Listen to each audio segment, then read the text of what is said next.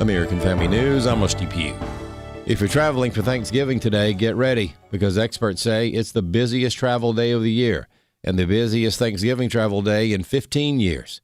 Airports are back to normal, but with the crush of flyers, there could be problems. Travel expert Mark Murphy has some tips. Well, make sure you check the security lines using the MyTSA app because you don't want to show up at the airport, see a massive line, and then miss your flight. So that's one thing you can do. And the other thing you should look at is if your flight is coming from a place, let's say Houston, that's getting hit with hail and tornadoes, your flight coming in may not make it, and you can see that inbound flight. You can see if it's already in the air. So check either your airline app or use FlightAware. There's other apps out there that you can use to track flights, and that's really important because parts of the country are getting hit right now, and that's going to continue through today, which is the busiest day for travel. A federal judge yesterday dismissed indictments against James Comey and Letitia James, but did so without prejudice, which means the DOJ can still pursue charges. But the former FBI director is celebrating. I'm grateful that the court ended the case against me, which was a prosecution based on malevolence and incompetence, and a reflection of what the Department of Justice has become under Donald Trump, which is heartbreaking. I know that Donald Trump will probably come after me again, and my attitude is going to be the same. I'm innocent, I am not afraid, and I believe in an independent federal judiciary. Attorney General Pam Bondi says she will appeal, but time is running out to bring charges. Attorney and GOP strategist Katie Zachariah on how the DOJ can overcome that challenge and refile charges. Well, it was dismissed without prejudice, and there's going to be an opportunity to cure this, right? So either the DOJ is going to be able to argue that Lindsay Halligan is effectively there, or they're going to perhaps get a U.S. attorney that can sign off on this and be legitimate. I think there are a number of avenues that can go down.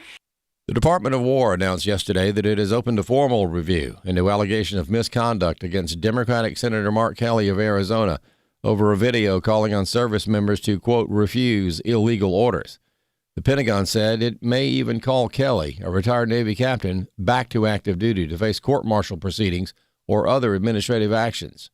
White House Press Secretary Caroline Leavitt says that members of the Democratic Party should not be surprised by this announcement, as most of them have military or national security experience. They were leaning into that experience to try and give a wink and a nod to the 1.3 million active duty service members who serve in our United States Armed Forces and essentially encourage them to defy the orders of their commander-in-chief. And finally, 2 school districts in Ohio are accused of openly violating the law on giving male students access to female spaces. The group Protect the Public's Trust filed the complaints. Michael Chamberlain is the organization's director. He said his organization sent letters to the U.S. Department of Education's Office for Civil Rights regarding what we perceive to be violations of Title IX, and as emphasized in the executive order from President Trump, Executive Order 14201, that allows the federal government to withhold funding from schools that allow boys to compete in girls' sports and to use girls' privacy spaces. So we filed those complaints against 2 school districts in Ohio, Dayton School District and Three Rivers School District. He explained school leaders in these districts were caught on camera, saying they had no problem keeping male students' true identities a secret if those students wanted access to girls' private spaces. Chamberlain said those videos were recorded undercover by investigators with accuracy in media. The Daily Caller reports they were posing as prospective parents. We're attempting to get the Department of Education Office for Civil Rights to investigate the school districts and make sure that they're complying with the law, complying with the provisions of Title IX. And, Title IX was created over 50 years ago. It was designed to protect women. Chamberlain also pointed out these are now the 5th and 6th school systems in Oklahoma that his team has filed these complaints against. It's hard to believe that these are just lower-level employees going rogue, that this isn't something that's more systemic in the school systems. And so we think it's something that really needs to be addressed. I'm Bronson Woodruff. For American Family News, I'm Rusty Pugh. I hope you're sitting down for this. George Barna's Cultural Research Center found only 13% of born-again Christians have a biblical worldview. That means there's a huge lack of biblical life essentials in our country. AFA is committed to helping churches ignite a hunger for God. You can be part of that with your gift today, and we'll send you Dr. Alex McFarland's DVD, Do Christians Have Permission to Edit Scripture? Visit afa.net/biblical. afa.net/biblical.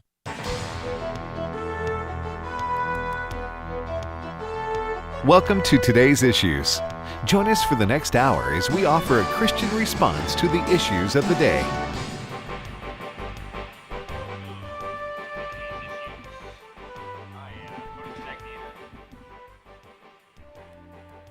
And welcome to Today's Issues. We're having a little bit of a technical issue. We got the... all right, we're working on it, folks. Ed Vitagliano speaking for Tony Vitagliano, who is hosting, but we've got some sort of issue. All right, we're working on it. Brent Creeley, our wonderful producer, I do give him a hard time, and he's working to get that going. Anyway, I'm in studio with Tony and with Fred Jackson. Fred, can we hear you? Yes. No. All right. We've got some issues. Can our folks hear me as far as you know? Okay. All right. So then we've got 1 out of 3 in studio in Florida, in the Sunshine State. Ray Pritchard, Dr. Ray Pritchard. Good morning to you, sir. Good morning, Ed. I can hear you loud and clear. All right. And now some of you, well, most of you don't know this, but when we have someone remote, like Ray or Alex McFarland or anybody, we can see each other because on that I can see Ray on the iPad, and I am digging that shirt right there that you've got. It's got, it's some kind of polo shirt, got some kind of flowers on it. Flowers. I don't really know. A black background, which anyone who hears me interact with Steve Paisley Jordahl knows that I like black. But that is a very cool shirt. I like that.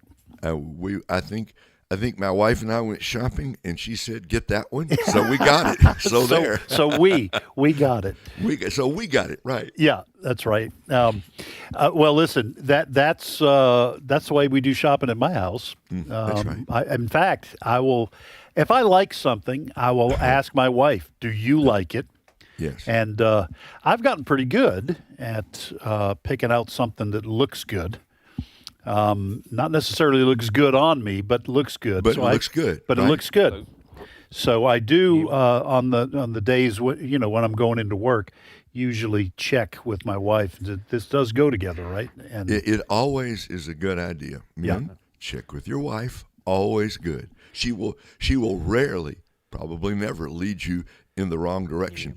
Left to ourselves, us guys, we can look a little. Ed, we can look a little slovenly. Let's put it that way.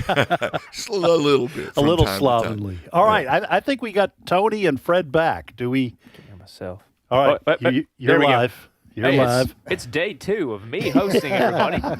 And of course, something went wrong. Hope you enjoyed the first day of flawless execution. I just want to keep everybody on their toes. Well, right. Mostly myself, because now I'm just kind of jumping into it. And that is, by the way, that's what they always say. That's live radio. Yep. You never know when something's going to go See, wacky. And it was Providence. Yesterday I was like, it's first time hosting. I like having, bodies in the room. Yeah. I don't want to be, too empty. No offense to Ray over in Zoom land, but so I was like, maybe Ed could join me again because I liked having him there. I'm glad we did. Otherwise, we'd have been just dead, just dead in the water, quiet. Would have been the Ray Pritchard show for a few minutes. We would have had to pitch it to Ray and tell him to go forth. So I'm sitting in, for Tim Wildmon. And in studio, you've already done the introductions. I did not actually introduce Fred because we couldn't hear him either. Okay. I am here. He's here. Yes. All right. Welcome, Okay. Fred. All right. Very good. And then we have Ray in Florida. So, Ray, I don't know if we talked about, it's Thanksgiving week. Right. And I knew that you maybe mentioned yesterday that you got family in, but is there any interesting Pritchard family traditions around the holiday? We talked a little bit about ours yesterday, but growing up, when our boys were growing up, it was always Thanksgiving morning. We could sleep in a little bit. The boys would go to play football. They called it touch football, but they played on the high school, football field. and they played without any helmets and without any rules either. So you always hoped and prayed everybody would come back in one piece. And I do remember one Thanksgiving, our son got blocked or knocked or tackled to the ground and ripped out something in his knee and had to have surgery. Hey, that's sports, baby. That's just big time sports, right? It could happen to anybody. The following Thanksgiving, it was wiffle ball. Wiffle ball, boys. That's right. Well, that reminds me, if I can just jump in here too, I remember when I was at Boston College, and this is just a guy thing. On Thanksgiving week, before we all went home for the break, we didn't get a whole week off back then.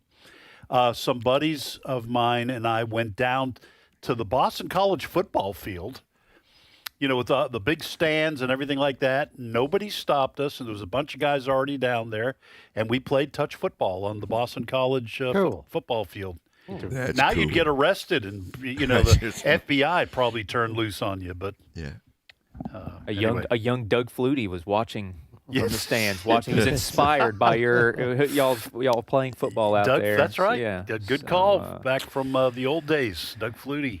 All right. Well, Fred, why don't we get going? Let's jump on in the news. Well, for those of us living in the Tupelo, Mississippi area, maybe didn't get much sleep last night.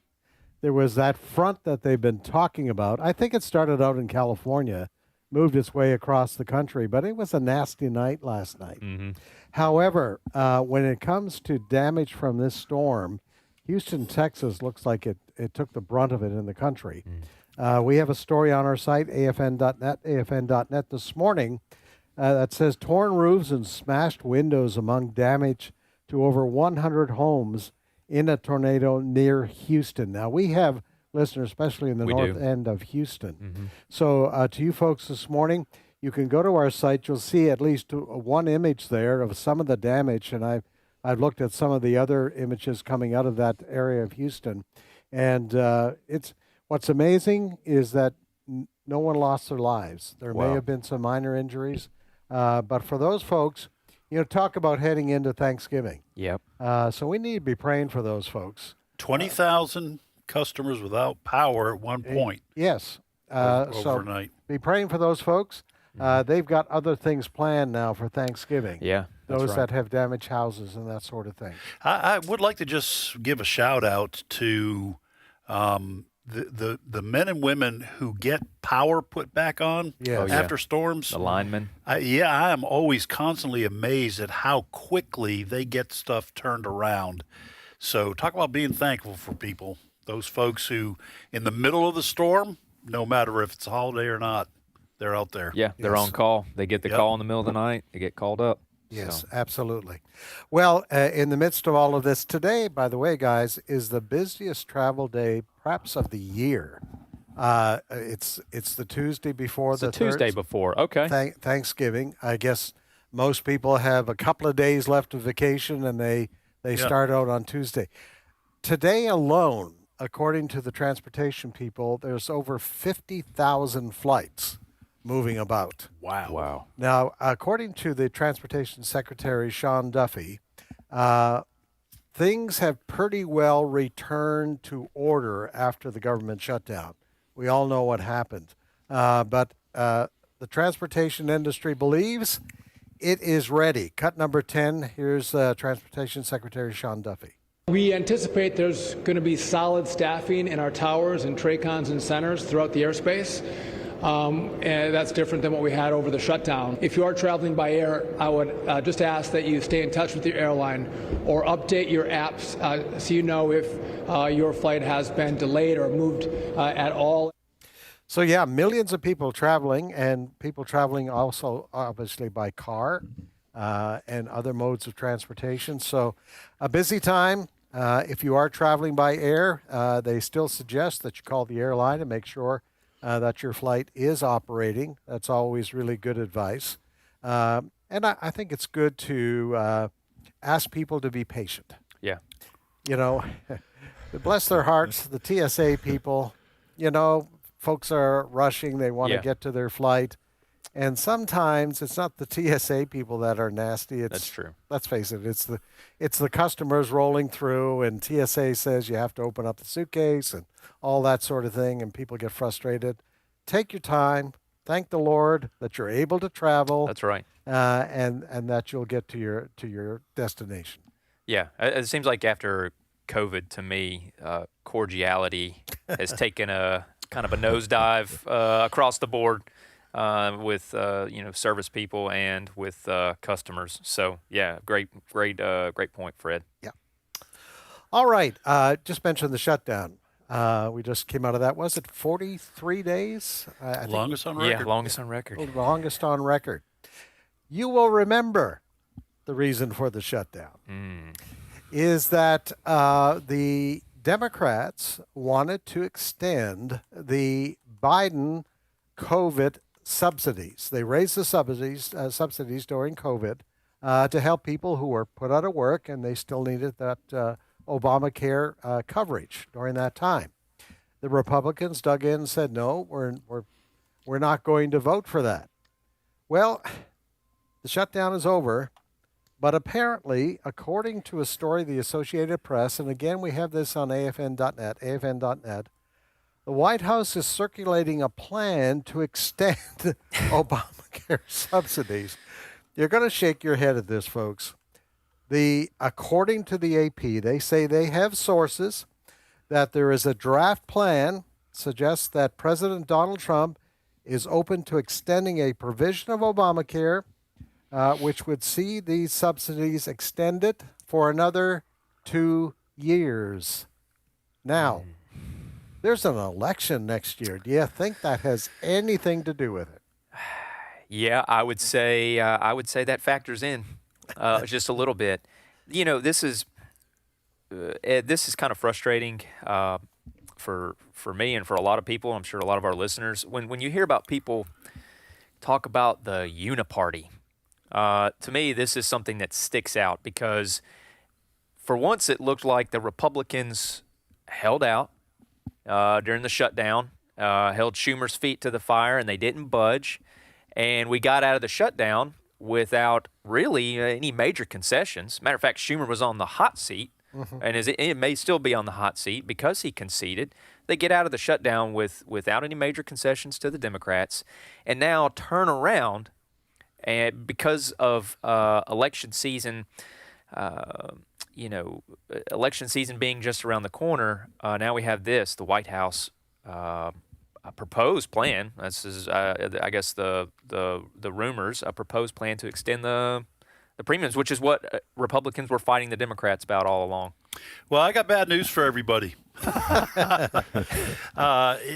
This is going to continue, this kind of thing, this uniparty approach to these kinds of problems for a number of reasons. First of all, the federal government has, for decades and decades and decades, far exceeded its constitutional authority and has made itself indispensable in the lives of a huge chunk of the American electorate and people who can't vote, children and elderly people who might not be getting out to vote. People now depend on the federal government for a lot of stuff, and it's all important stuff. That's part of the problem, is that once a large chunk of the American people become dependent upon the health care that they need, and they do need it. That's the thing. When they become dependent upon the federal government for SNAP benefits, when they become dependent upon the federal government for their housing, for subsidies, for this and for that, and you have city governments and state governments dependent upon the federal government for monies from everything from education to transportation, there is no easy way to get off that dependency. I would say there is no way to do it in terms of piecemeal legislation and moving. I mean, President Trump tried this with DOGE, okay, and that's just going to be relegated probably to the dustbin of history. We can't even, as far as I know, get the Republicans to put all that into law. Yep. This all basically by executive order and things that can easily be reversed. The only thing that is going to change that is if and when the federal government goes broke. Mm-hmm. All right. That is, I think, and I know that sounds pretty negative, but this is what the founders warned about. This was part of the experiment. And we have failed. And I'm not saying the country is going to go, into the dumpster right away, but it's clear that neither political party has. I'm going to stop because I'll rant about this for hours. Neither political party has the will to tell the American people, you've got 5 years to get independent of the federal government, because then we're going to stop, except for our constitutional duties.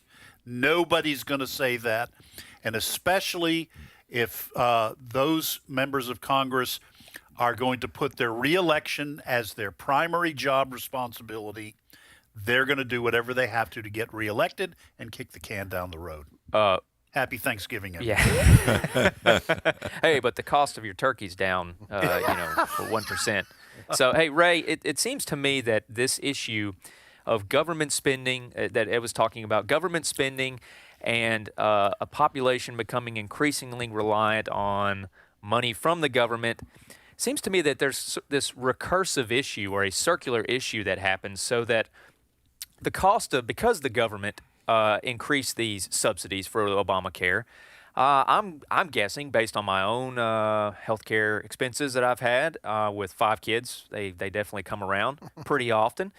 Healthcare hasn't gotten any cheaper; it's only gotten more expensive. So the subsidies increase the cost of healthcare, which means that people are paying more for healthcare, which means that they need the continued subsidy. You see this kind of recursive issue. How would you break that cycle, Ray? I mean, what do you do about that? Solve it, Solve Ray. it right now. Right. Give me 30 seconds. Yeah. All right, look, I can remember, I'm old enough to remember Ronald Reagan coming into power, and he was going to tame the size of the federal government. And he came in with all good intentions, right? All good intentions, had both houses of the Congress with him for a while. How much did he, and President Reagan was truly a great man, but he found once he got to the White House, it's almost impossible for all the reasons, Ed, that you laid out earlier. It almost doesn't matter what the politicians say when they're on the campaign stump. They will tell us what they think we want to hear. They go to Washington, and it seems as if nothing ever changes. And do I have a solution? I think I'd be in Washington if I had a solution. Yeah. Instead of talking to you, because I don't really. The Americans are in the entitlement mode, right? And it's built in and it's baked in. So we didn't send Donald Trump to Washington to continue the Obamacare thing for 2 more years. Right. But I'm not surprised, because President Trump is nothing if he's not a pragmatic politician. And to make whatever deal he wants to make, maybe they're going to do this. Is it a good idea? I doubt it, but that's where we are. There's one more aspect to this, and it's in this AP story that we have on our website, afn.net. It says eligibility for the Obamacare subsidies. By the way, during the shutdown, they said there were in excess of 40 million Americans that are on Obamacare right now, both citizens and non-citizens. Mm-hmm. All right. For the Obamacare subsidies, which were implemented during the COVID-19 pandemic to help people afford health care coverage, would be capped at 700% of the federal poverty level, according to 2 people with knowledge of the proposal. Did you say 700%? 700%. So I wasn't sure what the official federal government poverty level number was. So did a little bit of research. For single people, it is around $15,000. For in other words, you qualify. Yes. Okay. For a family of 4, the official poverty level is said to be $32,000. So you got to 7 times those numbers to see if you would qualify for these subsidies. Again, it's according to this AP story of unnamed sources. But usually, even with the AP, and I don't completely trust the Associated Press certainly all the time, but usually there's an element of truth here. Overall, it would not surprise me if there is some truth that they plan to continue these subsidies for the next 2 years. Well, and let me just give a little bit more bad news, because the younger generations, so that's younger than Tony's age, but especially those who are coming into a voting age, they are clearly not of the mindset that, hey, we need to shrink the size of the government. All right. They are asking politicians to forgive their college loans, to make it easier for them to, buy or rent housing. And listen, I'm not blaming anybody. Yeah. I'm not blaming anybody for wanting those things. I'm not blaming people who are using the federal government to feed their families. We have entered into a situation where people have to have it, and they can only look to the government. But what I'm saying is the younger generation is going to want more of it. Well, and I can't, this is going to sound weird, I can't say that I blame them, because the economy and the environment they are growing up in has been inflated by reckless government spending for the last, ever since I've been involved in politics. I mean, I'd say really since the last 20 years, it's really accelerated. I mean, the government's always been spending more than it brings in, but it's really just accelerated. So they are growing up in a world where healthcare from the start is not affordable. Right. I mean, it's Fred, 700% of the federal poverty level, that's capping the subsidy access. Folks, that means that health insurance, when you go see your physician, they're not going to lower their prices because there's the government right behind you subsidizing up to 700% of a person's subsidy they're going to pay towards health care.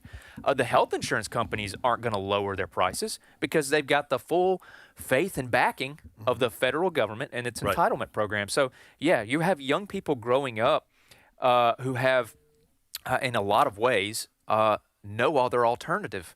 You know, they were told from the beginning, you mentioned college, they were told from the beginning that in order to make a living, in order to make money, you got to go to college. Now, if you take, underwater LGBTQ basket weaving theory, that's your problem. But you have young people who are getting legitimate degrees now, but are coming out of colleges with tremendous debt because that's the direction they've been pushed. And you have the federal government who's been subsidizing scholarships and aid and everything else, guaranteeing it. So colleges continue to creep up and raise their prices. I can't say, I blame that mindset. Now, is it a good mindset to have? No. Is it going to lead towards financial ruin? Probably. But it's the situation that we're in, unfortunately. And like you said, apart from a massive government default, there's I don't see many other ways to right the ship. Happy Thanksgiving. It's also the abuse of the emergency rooms. Yes, all of this. People can show up in emergency rooms. They don't have any insurance, but those emergency rooms have to service those individuals. And the hospitals say, we got to make up this cost somewhere else. Yeah. I was told by an insurance agent back a few weeks ago that a week's stay in some hospitals now, the full cost is about $100,000. For a week, I'm shocked that's all it is. Yes, for a week. Folks, you're listening to Today's Issues on American Family Radio. When we come back, Jenna Ellis will be joining us to discuss some of the events happening around our nation and the world. We'll be right back after a short break.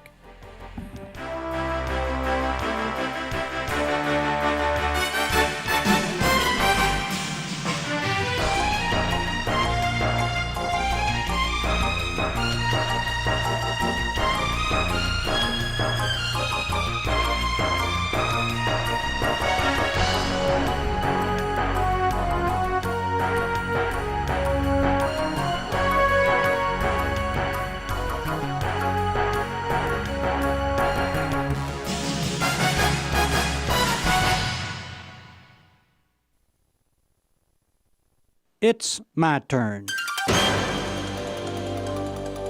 Here is your host for My Turn, Don Wildmon. In the Gospel of Luke, Jesus had these words to say. But I say to you that hear, love your enemies, Do good to those who hate you.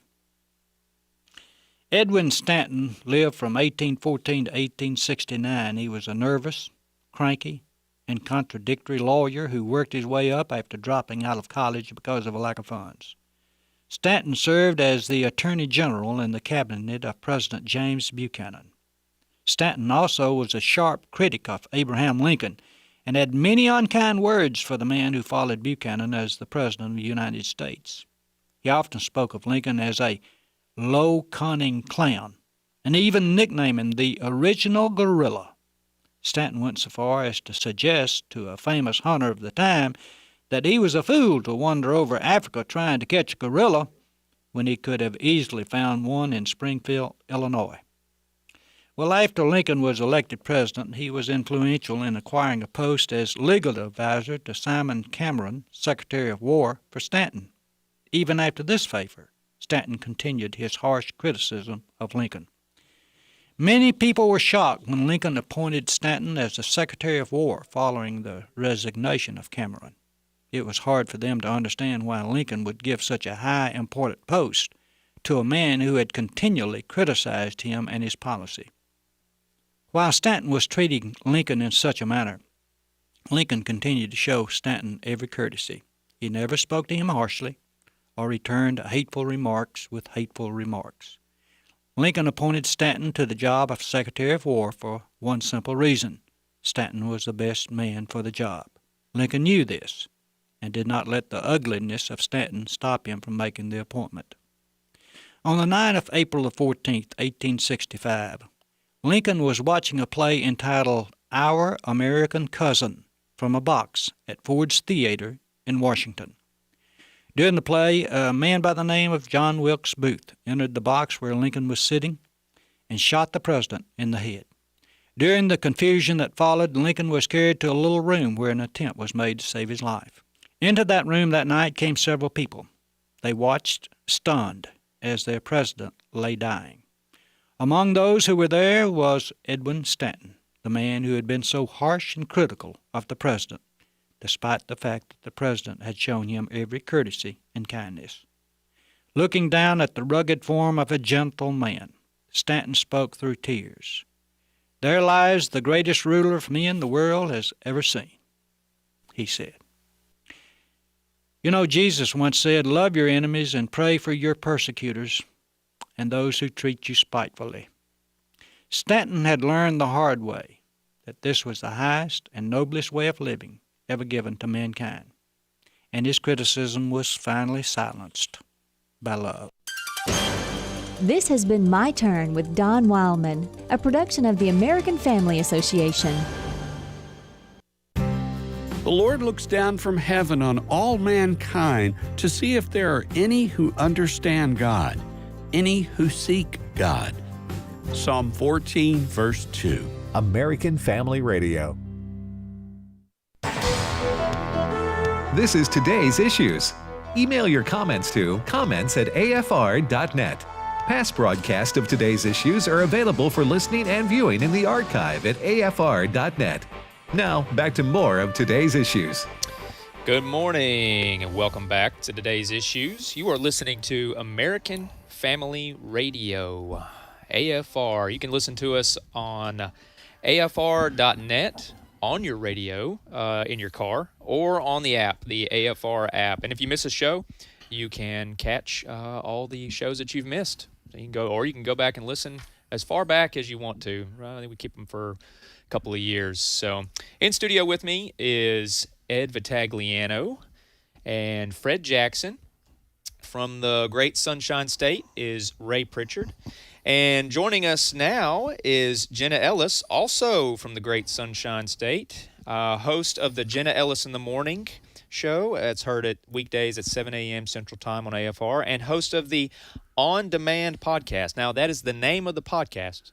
That always confused me a little bit. So the podcast in and of itself is On Demand, but the name of the podcast is On Demand. Is that correct, Brent? Yeah. Yeah. Okay. And that's found on afr.net. So welcome, Jenna. Thanks. And yeah, that's actually why we called it On Demand, because it's on demand. Yep. So, And yes. you are in demand. That's yes. right. There's a theme here. A lot of Florida residents on the show today. So The there's great something state about of Florida. The great state of Florida. Jenna, do you have any plans for Thanksgiving? Yeah, so I'm actually staying in the free state of Florida, and so I have a few neighbors and some friends who don't have any other family plans, and so I'm actually hosting a Thanksgiving brunch at my house, which I'm very excited about. So having kind of a Friendsgiving this year, and really looking forward to it. And I've also heard one of your two dogs, Yes. Doug and Howard, right? That's the name of your dogs? Todd and Copper, and that was little Todd. And we've had a few of the neighborhood kids coming by, and I'm not exactly sure what they're selling or doing for their school project, but they've been coming around and knocking on our door all this morning. So Todd is at his post patrolling. Oh, I have bad news for you, Jenna. That they're not coming for a project. If kids in the neighborhood are knocking on your door and running, okay, that is a no, they're not common running. prank. They're not running. They're actually, because I'd opened the door a little bit. They're doing something for selling, like I think it's like wrapping paper or something. Not totally sure. We haven't answered the door every time, but they're all wrapping paper. Yeah, that's a thing. It's a big thing. Yeah. Okay, So. I've never heard of that. I've heard of cookies and popcorn, but never wrapping paper. Yeah. Okay. Well, Yeah. Jenna, welcome to the show. We been talking about an article that you wrote for the Christian Post. I think it was yesterday posted. Really good article about. It's called "The New Rights Revolt is Not Really About Israel." So, could you give us kind of just an overview of what you kind of discuss in this article? Yeah, and this is in the Christian Post today, and I think we're also posting this on American Family News as well. And we've seen for the last few months, especially with the Ted Cruz-Tucker Carlson debate a couple months ago, that really was kind of the launch into a more national conversation about this question of whether the conservative right should support Israel. It's always been a basic assumption that, of course, we should, and yet the younger generation and those who are terming themselves the new right, which are kind of these isolationist, populist-driven, America-only kind of, I guess, consensus on this new right, is really a breakdown of the consensus that has once bound us together as conservatives. And that's true for the overall consensus that they're seeking as a right, a Republican Party that's less tied to Reagan's legacy, less anchored by churches, less committed to alliances and allegiances, and more defined by an online populism that elevates grievance over governance. So they want to frame the old right, and they would put Christian conservatives in this category, as antiquated, backward-looking traditionalists, while rebranding as relevant, post-truth, and quote-unquote just asking questions. We've seen Tucker, Candace Owens, a few of those using that phraseology. And in their emerging worldview, support for Israel is a marker of the old right, while skepticism is a badge that shows membership in the new right. And so what I'm suggesting in this piece is that it's less about a theological or even policy argument to be anti-Israel. It's more about marginalizing the old establishment, conservatives, and Christians. And so that consensus that once made up the three pillars of evangelical Christians, the Reagan-Bush foreign policy establishment, and free market institutionalists, that consensus is the target, and the commonality has been support for Israel. So I guess there is some, I think we would all agree that there probably is some validity to the criticism that some people on the new right would have of the establishment, right? I mean, especially the younger generation, they've been failed by the establishment so many times that I think a rebellion is of sorts is natural. Now, the way it's manifesting itself is of concern to a lot of us here, and who aren't just establishment diehards. We're critical of we're critical of aspects of the Bush era, but we're also critical of aspects of the Trump era also. So, Jenna, how do we go about reaching out to especially young people who are increasingly aligning themselves with the new right, at reaching out to them and kind of pulling them back away from the aspects of the new right that are detrimental for our country and our alliances globally? How would we go about reaching out? That's a great question, and I think it comes first with not suggesting that the critique or skepticism of institutions that have failed the younger generation is wrong, and that their questioning of these things and their skepticism of government is somehow misplaced. But instead of driving them to the old establishment or to man-made institutions, we need to tell them to look toward the eternal principles that transcend man-made institutions. We need to look at God-ordained institutions, which is the church government, the family government, and a legitimate civil government. And I actually wrote about that in another piece, a companion piece, basically to this, talking about how the answer to the future of conservatism isn't behind us, it's above us. And that, I think, is what's missing overall in some of the old establishment that the new right is rightly criticizing or correctly criticizing, where Ted Cruz, frankly, didn't have a good answer for why why America should support Israel. He didn't know about, Genesis chapter 12. He couldn't quote that. He didn't have a comprehensive argument. He just sort of assumed that because the right has always been a supporter of Israel, that would just continue, and he didn't have to actually explain himself. And so for people, just really quickly, for people who are kind of confused with this term, the new right, I actually created a definition that we're going to have in our upcoming issue of the Stand magazine. And so this is the definition as I've described it. The new right, that term, is an emergent populist faction on the American right that rejects traditional conservatism, its moral foundations, and the God-ordained institutions, church, family, limited government, that once anchored the movement. It defines itself less by principled philosophy and Western values and more by media-driven contrarianism, grievance politics, and a performative rejection of the older GOP consensus. Suspicious of churches, historic alliances, constitutional order, and long-standing commitments, especially support for Israel, the new right recasts America first as America only, promoting isolationism and disengagement rather than national strength.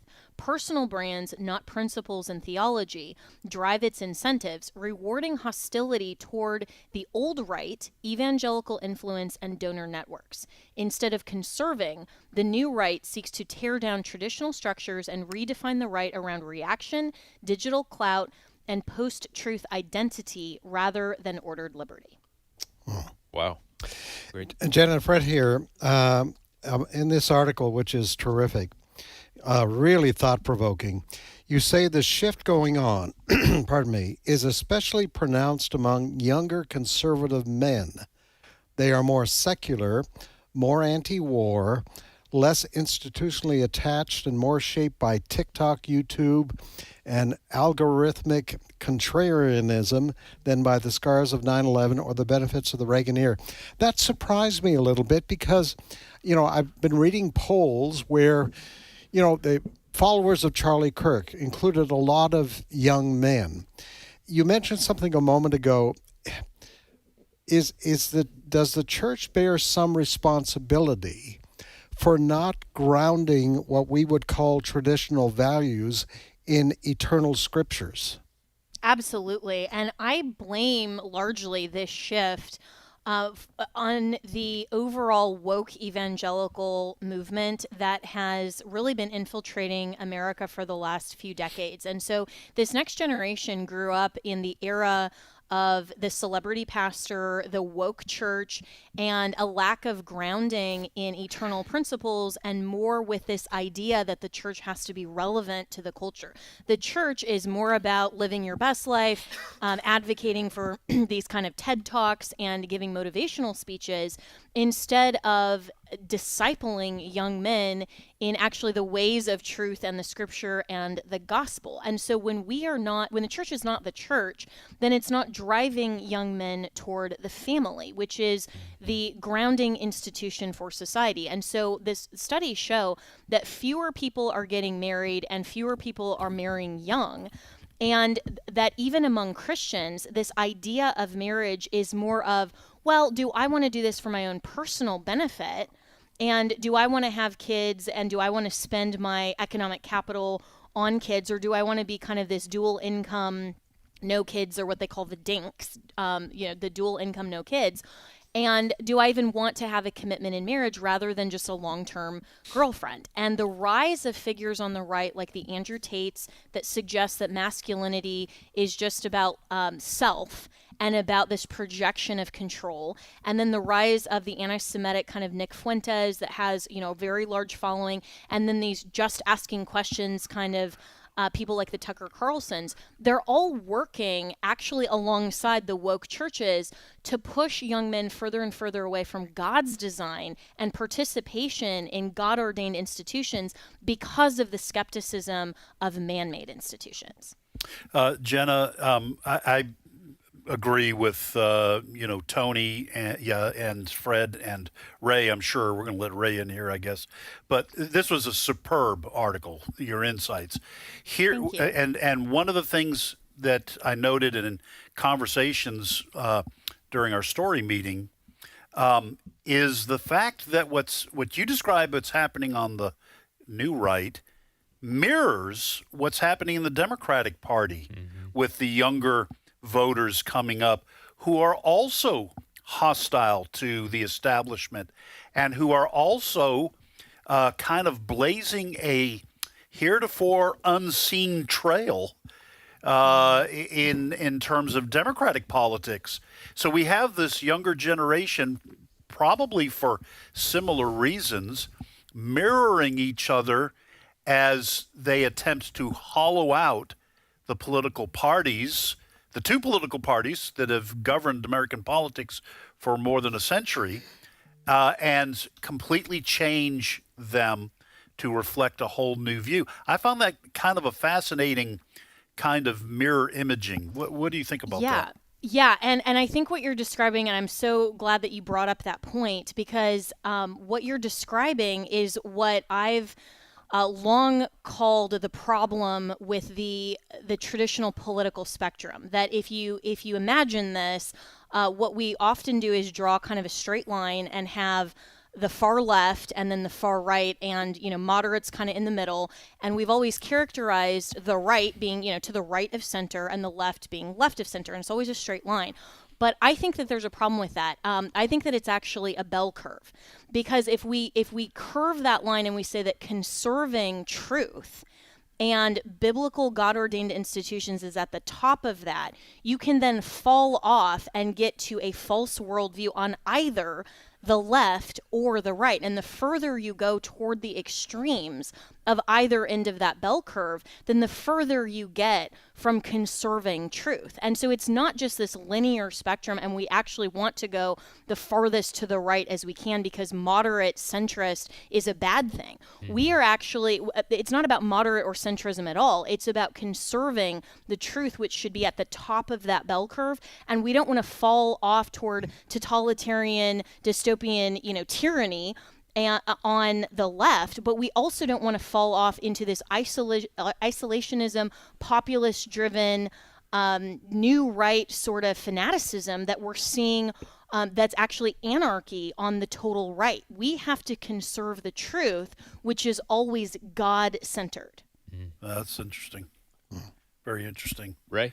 Jenna, first of all, thank you for a tremendous column. Let's talk about President Trump. And I say that because in your column, you just kind of drop a line in there. You say President Trump complicates matters. I suppose we would all look at President Trump and say he is indeed, as you say in the column, broadly pro-Israel. But in what way does the president, with something new to say every day, how does that complicate this whole issue? Well, I think he complicates the picture because, as I write in the piece, he remains broadly pro-Israel. He's not working at all to alienate evangelical voters. In fact, we still have the faith-based office in the White House.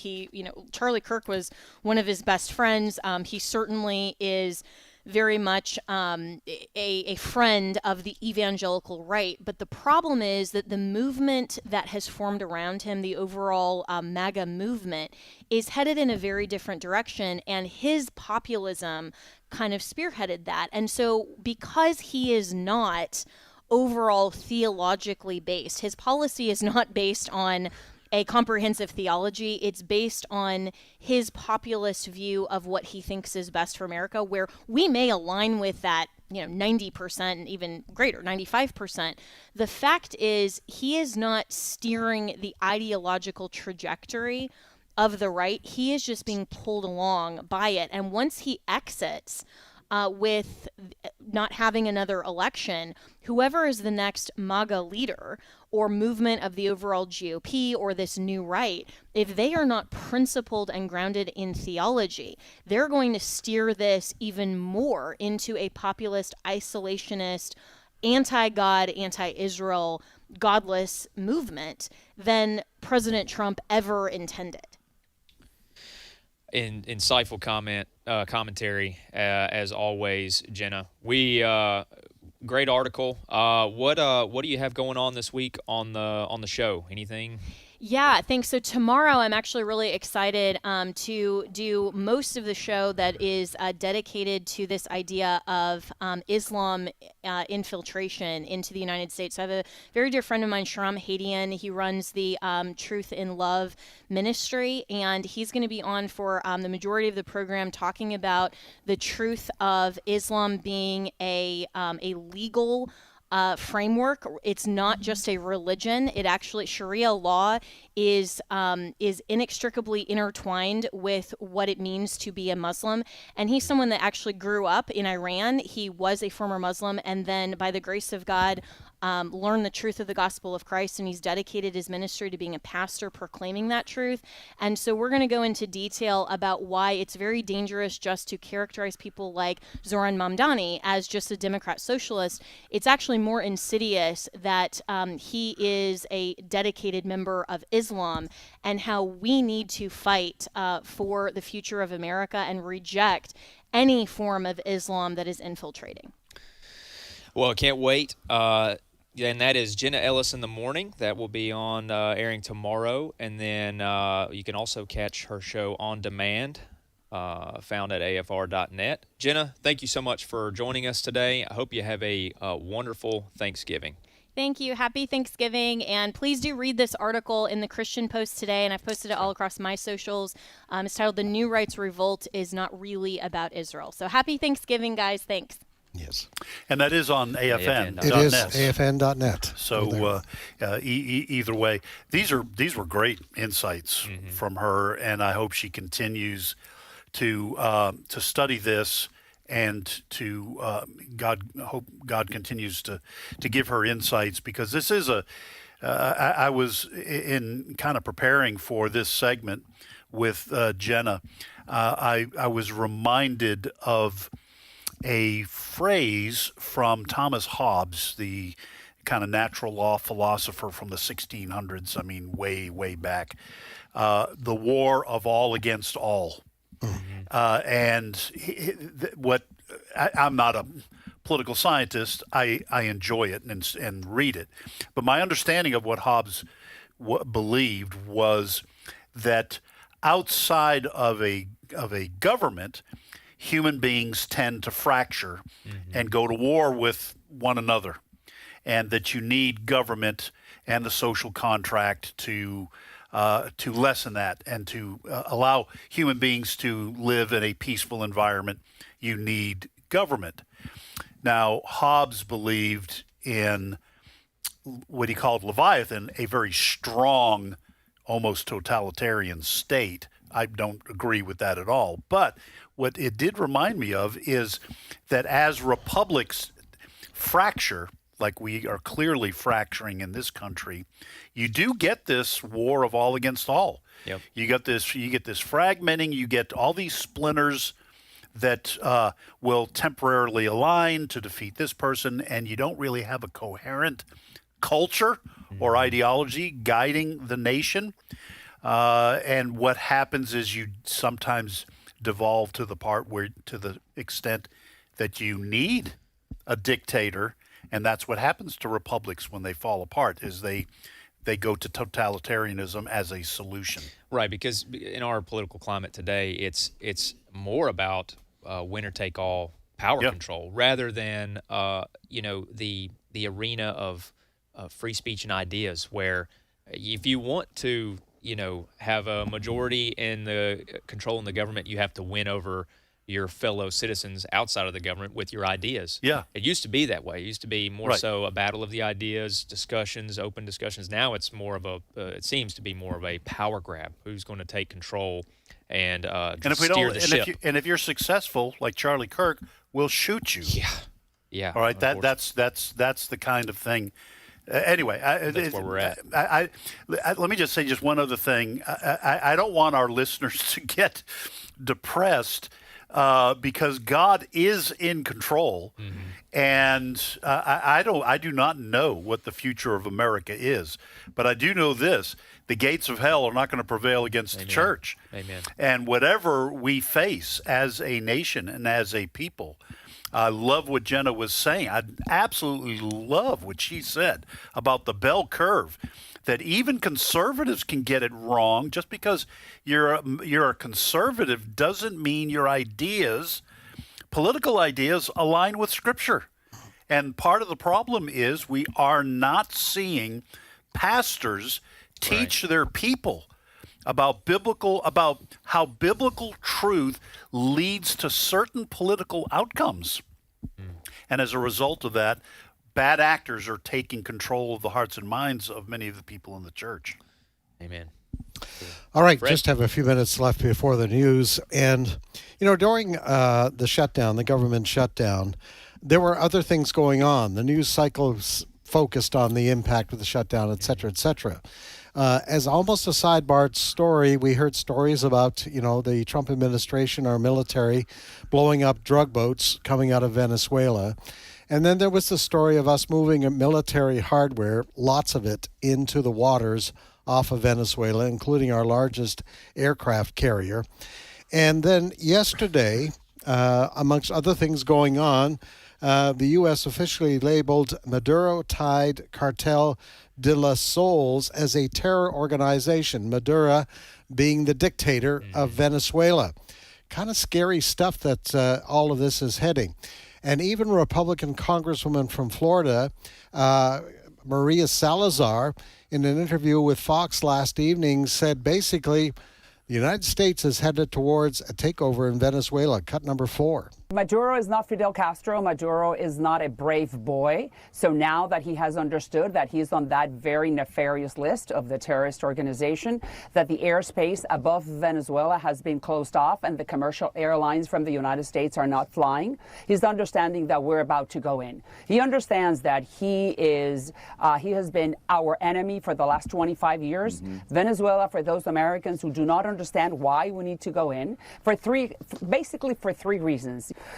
Venezuela, for the American oil companies, will be a field day because it will be more than $1 trillion in economic activity. American companies can go in and fix all the oil pipe, the whole oil rigs, and everything that has to do with the Venezuelan petroleum companies, or everything that has to do with oil and the derivatives. Yeah, 3 reasons she said oil. She also talked about security, bad actors in Venezuela, and also political, that those people need to be freed.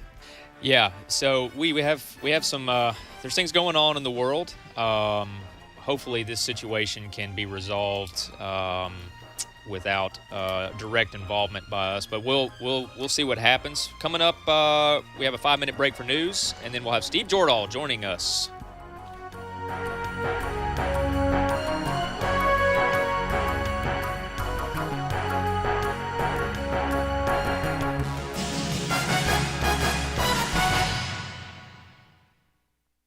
The views and opinions expressed in this broadcast may not necessarily reflect those of the American Family Association or American Family Radio. Faith, family, freedom. American Family Radio. They will thrust a cell phone in your face. If you ask a question, they'll surround you with cameras. They'll scream at you. They'll try to get you to commit violence. I believe God is giving us a little bit of a glimpse into what life without Him would be like. A Disciple's View with Todd Herman. Critical information from a faith-enriching perspective. Weekdays at noon Central on AFR. This is American Family Radio, a listener-supported ministry of the American Family Association.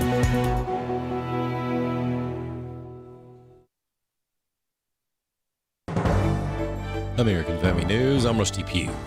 Authorities in Chicago are being accused of ignoring warning signs leading up to an attack in which 50-year-old Lawrence Reed set a 26-year-old woman on fire on a train. Mike Tobin in Chicago with more. Court records obtained by Fox News show that the Chief Judge's office was getting notifications that Lawrence Reed was repeatedly violating the curfew on his electronic monitoring. 7 times in the month of November, 4 times the system signaled an escalated alert. Now, on Wednesday, November 12th, the record shows Reed stayed out all night. Similar violation on Friday. Monday, November 17th, the night Bethany McGee was set on fire, the electronic monitoring system again showed an escalated alert that Lawrence Reed was on the move, and he kept ignoring his curfew the next day when he was finally arrested. President Trump revealing on Truth Social he spoke with his Chinese counterpart Xi Jinping about several topics on Monday, including the Ukraine-Russian war. The Chinese president has previously called for peace between the two countries, but Democratic Senator Jeanne Shaheen notes China has helped fund the conflict for years by purchasing Russian oil. Senator Shaheen says she believes China is looking to see how Russia does in peace talks with Ukraine, adding the negotiations will be crucial for the U.S. As China's looking at their expansionist ambitions across the Indo-Pacific, if they think the United States is not willing to stand by our ally Ukraine and support them against Russia, then they're going to assume we're not going to stand by our allies in the Indo-Pacific either. The FBI and Department of Justice have contacted Capitol Police to schedule interviews with 6 members of Congress who appeared in a video urging service members to ignore orders from the commander-in-chief. But former Assistant U.S. Attorney Andrew McCarthy thinks at most the Democrats are guilty of insubordination. The Democrats, if they want to complain about lawless orders, should specify what orders they're talking about. That's perfectly reasonable. But in a country with the First Amendment, they're allowed to make even incorrect statements. As it happens, it's a correct statement of law to say that troops don't have to follow illegal orders, and you'd never be able to make a case out of that. At most, what you would have if they were truly interfering with the carrying out of lawful orders, you'd have insubordination. You wouldn't have anything like sedition or insurrection. 2 teachers in Oregon have won a $650,000 judgment after a court ruled they had the right to criticize the school's gender identity policy. Bob Kellogg has more. Grants Pass School District teachers Rachel Sager and Katie Medart were terminated for their campaign against the school's gender identity policy of allowing trans males into women's bathrooms. Alliance Defending Freedom attorney Matthew Hoffman. Rachel and Katie advocated for solutions that they believed in. They created a video on their own time to bring forward loving, reasonable, and tolerant solutions regarding gender identity and education, and they were terminated for that, and that violates the First Amendment. Hoffman says the 2 were reinstated, but placed in inferior teaching positions, which allowed their lawsuit to continue. It ultimately ended up in a great opinion by the Ninth Circuit, which reaffirmed that teachers should be free to advocate on matters of public concern, like matters of gender identity policy, and that ultimately led to the great settlement in this case. Hoffman states the school was also required to issue a public statement of the wrongdoing and amend their bad gender policy. And finally, be careful before you buy something online this Black Friday. You might be scammed. New data from NordVPN shows a spike in the number of phony shopping websites popping up during the month of October. The cybersecurity company says it's been an increase of more than 250%. Often the scammy websites are intending to fool shoppers into thinking they're making use of legitimate e-commerce sites such as Amazon and eBay. And the culprits have gotten much better at their phony web design, making them harder to spot. Shoppers are urged to be vigilant and check URLs closely or rely on official apps as opposed to websites. If you feel you've been taken, contact your bank or credit card company. Eben Brown, Fox News. For American Family News, I'm Steve Pugh. At Wesley Biblical Seminary, we believe God is raising up a movement across our nation and around the world who hold fast to the inerrancy of Scripture and the hope of holiness. We do this through bachelor's, master's, and doctoral degrees, certificate programs, and even training for lay people. So whatever your next step is in being equipped for ministry, we're here for you. And if you believe these are the kind of pastors we need leading churches in the future, we invite you to think about giving to Wesley Biblical Seminary. Learn more about us at wbs.edu. Today's Issues continues on AFR. We are back.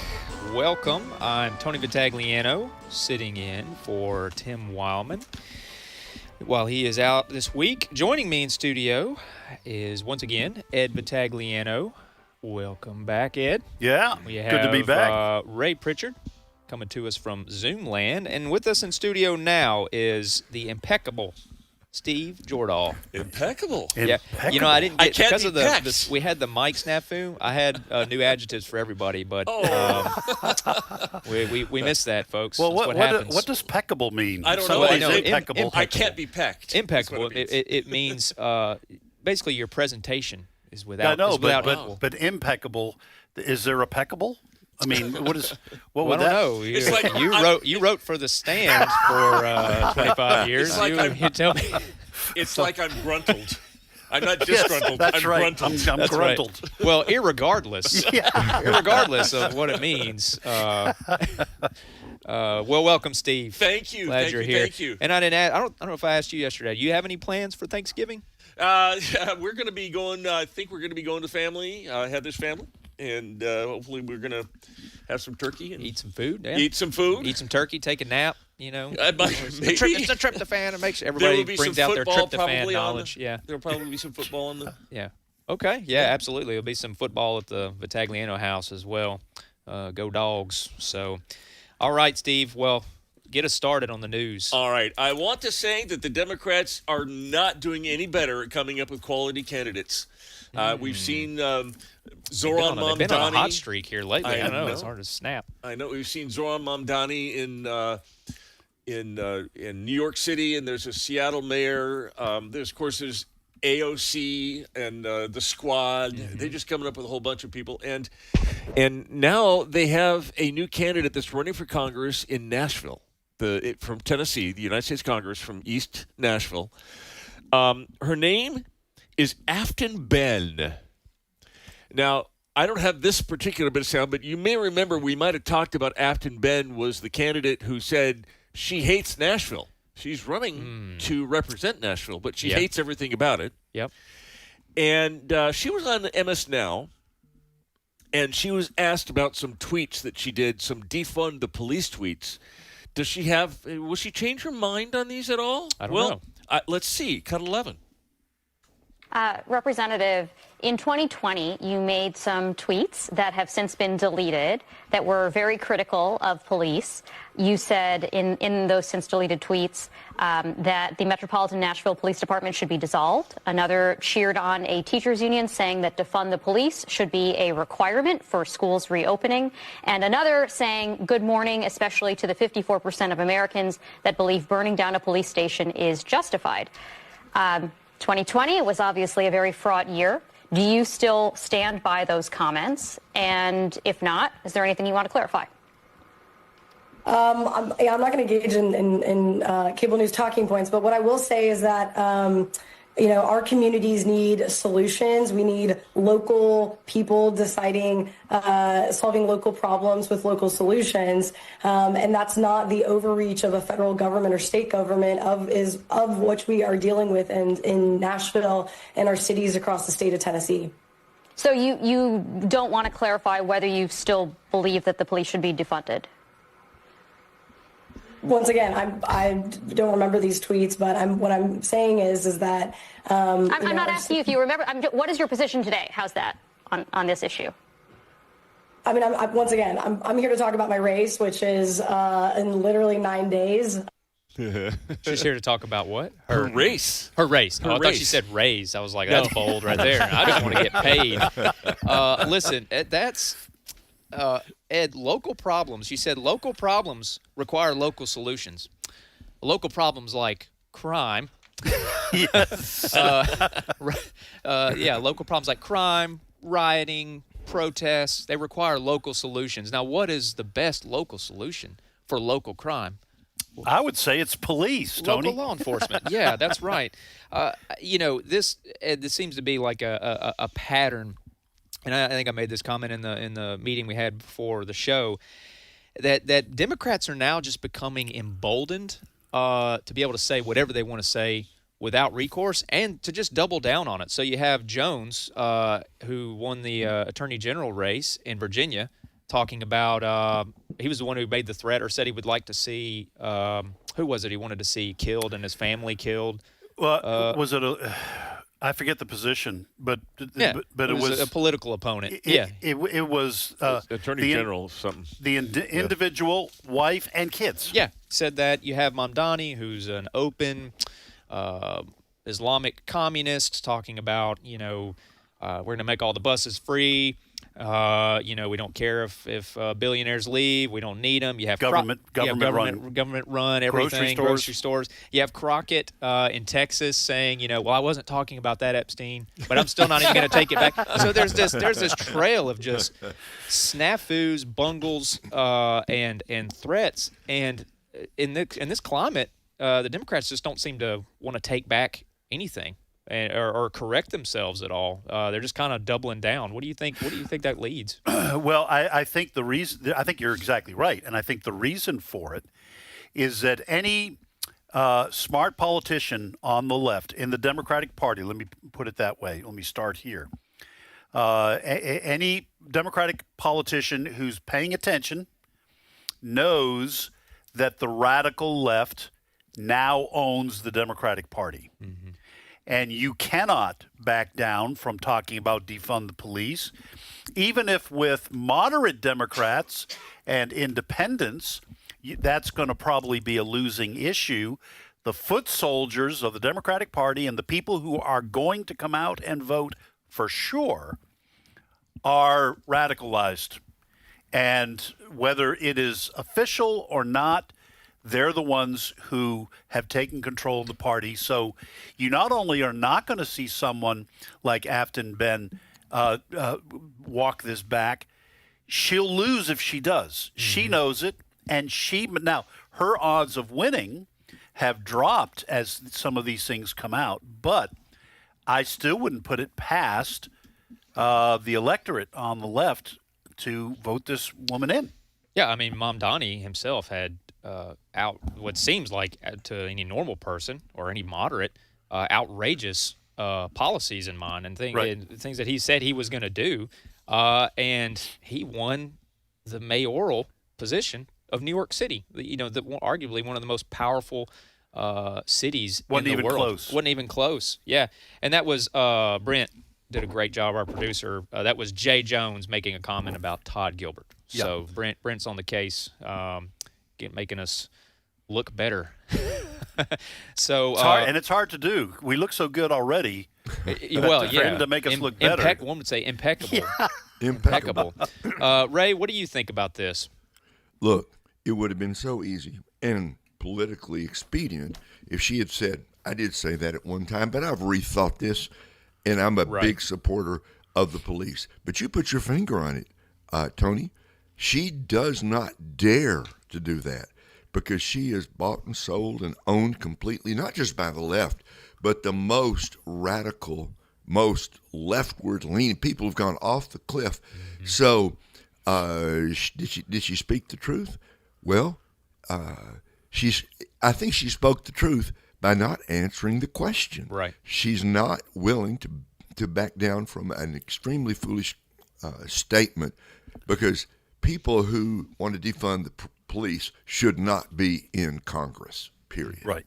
The latest polling, by the way, I just looked this up. As of October 19th, so that would be about 6 days ago, Impact Research did a poll of likely voters and found that Ben is at 44% and her opponent, Van Epps, his name is Matt Van Epps, who says he will back the blue. He's at 52, so 44 for Ben, 52 for Epps. Workbench Strategy had a poll the same date, same likely voters, 41 for Ben and 51 for Van Epps. So at this point, she's hurting. Yeah, well, hopefully the people of Nashville, and we have listeners there, hopefully the people of Nashville make a wise choice. I won't say what is the right choice. Right. I'm learning yeah, that because here. But we can't do that. Yeah, we'll make a wise decision. But I will say that if either of those two candidates would like to appear That's right. on today's issues, we'd be more than happy to let them speak to their possible constituents. Very good. Steve, there you go. Keep us going. We're still talking in this country of ours about this video that a bunch of Democrats put together telling military people, you feel free to disobey what you believe is an illegal order from your commander-in-chief. It's still going around, and in fact, one of the people that was on that video is a guy named Mark Kelly, Senator Mark Kelly from Arizona, and he is a retired U.S. Navy veteran, also an astronaut. And the War Department, this is Mr. Hegseth, just put out a little statement. Let me read this to you. The Department of War has received serious allegations of misconduct against Captain Mark Kelly. In accordance with the Uniform Code of Military Justice and other applicable regulations, a thorough review of these allegations has been initiated to determine further actions, which may include recall to active duty for court-martial proceedings. Wow. Well, I wouldn't say it's not warranted. I mean, as far as I'm aware, there are federal statutes in place that prohibit actions that undermine military loyalty or discipline, especially from current and retired military personnel. So, whether what this leads to, I'm not confident this will lead to any serious action, but it should give people pause, especially the people in this video, and who are thinking about doing future videos. It should give pause to say that what we are advocating for is actually illegal, and we should probably taper our reactions and taper our future actions to be a little bit more moderate, a little less openly hostile. Ed, what do you think? Well, it would be extraordinary for Mark Kelly. Now, my understanding from our conversation in our story meeting this morning when we were talking about this, Steve, is that what this would do was you recall Mark Kelly out of retirement. Yep. And and the military can do that. Yes. And then once you are once again in the military in a status where you can do this, then you court-martial, and then I guess he loses his benefits. Maybe he loses his pension. Could end up in Leavenworth. I doubt it. But yeah, that'd be extreme. But one thing I was thinking about as you guys were talking about this is it just blows my mind that we have entered into a time in our culture where everyone seems to be doing things because of social media. We're going to put out. In other words, when I was growing up, Mark Kelly might have talked about this privately with people, or they might have had a meeting and said, "Hey, spread the word, but don't let this get to the higher ups. We could get in big trouble for this." Now everyone posts it on social media, and they get into all sorts of trouble. Remember all the people who lost their jobs because the first thing they wanted to do after Charlie Kirk was assassinated, right, was post something on social media saying, "I'm glad he did. I'm great with it," and they would mock him, and then they lost their jobs. Yeah, because they've had somehow the need to let everybody know what they were thinking even when these people were complete unknowns. Ray, everybody thinks that their view on something, their opinion, is like all important and has to be broadcast over loudspeakers. You mean our opinions are not all important? I had Yours is, but mine, I don't think so. idea, Steve. My wife tells me that all the time. Your opinion is not all that important. That's right.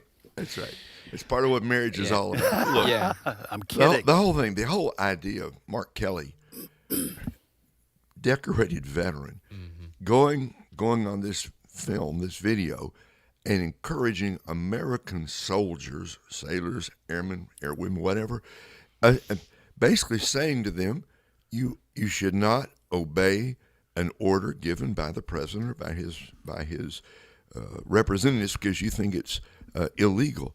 There already is a way in the military to handle that. Yeah. The soldiers are told you take it upward. If you believe the order is illegal, but you don't just on yourself say, I am going to disobey this order. President Trump has called that sedition. And that, sedition is an old-timey word, Ed. We all have to run to the dictionary to figure out what it means, but it's not good. Right. Yeah. It's not good, and it is. And this is a case where President Trump is right. It's an attack on the American military system, an attack on our system of constitutional government. So I couldn't believe it. So I couldn't believe it. In full disclosure, I probably should play this 35 seconds from, this is Andrew McCarthy on Fox News, who says that these men and women who are on this video have the First Amendment right to say what they want to say. This is cut 6. The Democrats, if they want to complain about lawless orders, should specify what orders they're talking about. That's perfectly reasonable. But in a country with the First Amendment, they're allowed to make even incorrect statements. As it happens, it's a correct statement of law to say that troops don't have to follow illegal orders, and you'd never be able to make a case out of that. At most, what you would have if they were truly interfering with the carrying out of lawful orders, you'd have insubordination. You wouldn't have anything like sedition or insurrection. Yeah, I mean, that's good on him to reaffirm that. But to go back to Ed's point, social media has created this this idea that you're insulated. Just because you post something on social media means you're insulated from the consequences of what you're saying. And I think what people are starting to find out is that is not the case. Yes, would a person have the right to go out and say, taxes are illegal. Income tax is illegal. I'm not paying my income tax anymore. Who's with me? I'm going to post it all over, TikTok, and then say, well, I just got this audit notice from the IRS. This is it. You can't just say whatever you want and without there being consequences to it. So this could be a very serious consequence for Captain Mark Kelly. I would say I appreciate what Andrew McCarthy's saying. I disagree with him. Okay, because I think the First Amendment protection would be for Mark Kelly and others to create a video saying, I think we need to have serious conversations about whether the president has the authority to send the National Guard into Chicago. That's a good point. Well, I think that we need to have conversations. I don't think this is a lawful order. To me, that's different than encouraging people to possibly commit a crime. I don't know that it rises to the degree that we've been discussing, that, I don't think Mark Kelly's going to prison over this. I'm not even sure he'll get into any trouble simply because I don't think anybody pays a price anymore for things they do, almost no matter how heinous it is. Right. But I think there is a difference between having your First Amendment rights out there and saying what you believe about what the president's doing, and then encouraging folks who are still in the military. And man, if there's anybody listening, Mark Kelly, if you get court-martialed for insubordination in the military, that's not going to be on Mark Kelly. That's going to be on you. Right. So before you heed what the people in this video are saying, just remember the consequences come to your room if you act on them. Right. Steve? All right. People are upset with Cook County Judge Teresa Molina Gonzalez, Cook County, Illinois. Seems that she set free a guy named Lawrence Reed, who had been arrested not 10, not 20, not 50, but 72 times. She let him go, and he went, bought some gasoline, walked on a train on November 17th, doused a young woman with gasoline and set her on fire. Her name is Brooke. I had it just here. Bethany McGee, 26 years old. She is now in critical condition. Yeah, this one's a tough. I mean, it gets my blood pressure up when I hear stories like this. I talked about this something similar yesterday with the case in Maine with the mother who was banned from talking about God, taking her daughter to church, right, by a lower court judge. The dereliction of duty that our judiciary at really at this point at every level, top to bottom, lower court, all the way up to, in my opinion, in certain cases, the Supreme Court, is infuriating.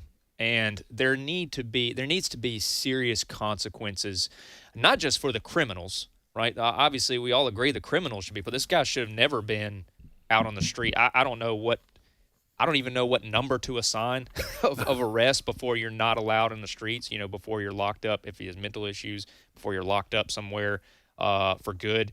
But there needs to be consequences for these judges letting these criminals roam free.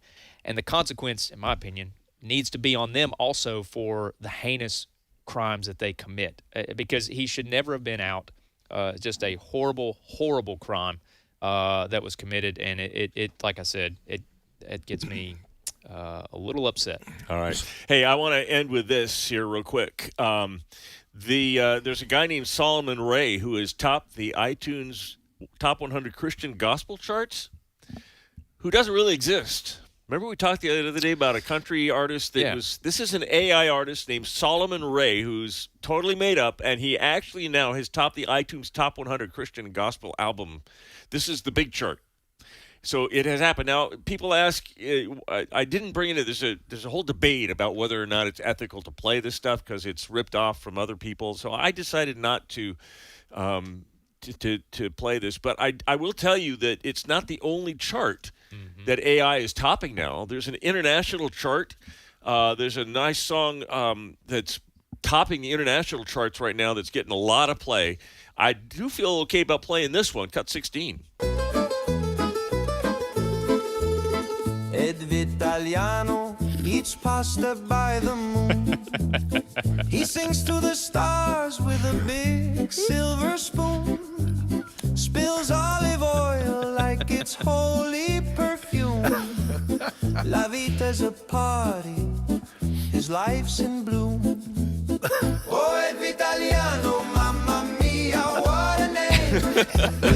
Kind of catchy tune, isn't it? I like it. I want it for my my Spotify playlist. You got it. And, Italian. It's going to top the Italian charts before we know it. So was that AI? Yes. Yeah. Of course. Look, of course, folks, we promise. You think they really did a song about you? Well, listen. Apparently, my life is in bloom. That's what that song said. Look, folks, one thing I can promise you to our listeners here at AFR, we will never replace our show host with AI show hosts. So you're always going to be listening to you'll be listening to people, very real flawed. People. Yeah, even pre-record shows will be human beings. This is we're on the cusp of something that a lot of people I don't think are prepared for. You see it on social media, these videos, these pictures that are almost getting to be even more indistinguishable from reality. We're on the cusp of something that a lot of people aren't ready for. There are industries not ready for this. Yeah. You want to talk about an industry that's not ready to compete with AI? It's the music industry. The movie industry. And this is still this technology, folks, in its infancy. It's only going to get better and quickly. So, that's. it's going to be crazy over the next 5 years as far as AI technology goes. Folks, that is all the time we have. We appreciate you listening to us on AFR.net and AFR and on the radio. It's Thanksgiving week. Hope you enjoy your plans. We have more great programming ahead on American Family Radio.